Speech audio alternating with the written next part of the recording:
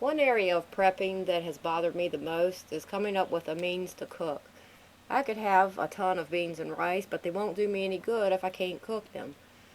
So here's a few things I've bought so that I'll be able to cook. I bought this little kerosene stove, and it has an oven that sits on top of it. I fired it up today and cooked some canned biscuits to show you how it'll work.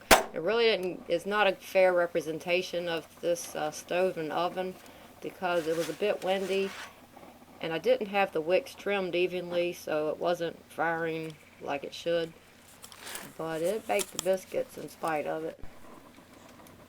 It doesn't make the food taste like kerosene, and that's one thing that I was concerned about. Here's the stove by itself. You could actually use this inside the house if you needed to. You just have to have proper ventilation.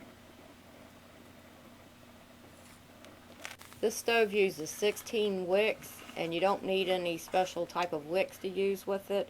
You can use strands from a mop, and that's what's in it. They say it will burn for 9 hours on 2.5 liters of kerosene. I bought this stove and oven from a website called St. Paul's Mercantile.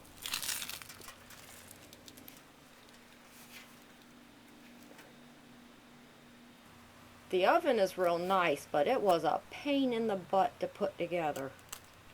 It has handles so that you can easily move it around. It has a thermometer on the door.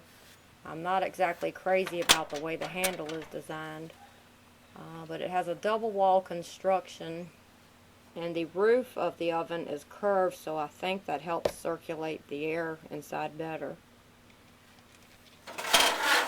The racks are adjustable.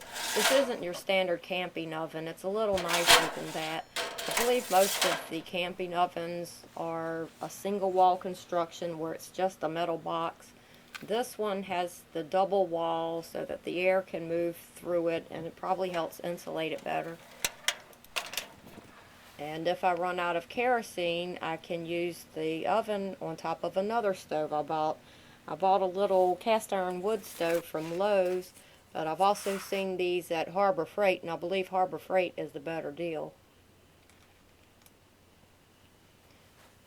This stove has a pretty good sized wood box, and it has 2 burners on the top, and I believe you're supposed to remove the burners and put the pot there so that the heat's directly on the pot.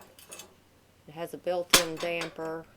I haven't decided what to do with this stove yet. I really don't want to install it permanently in my house.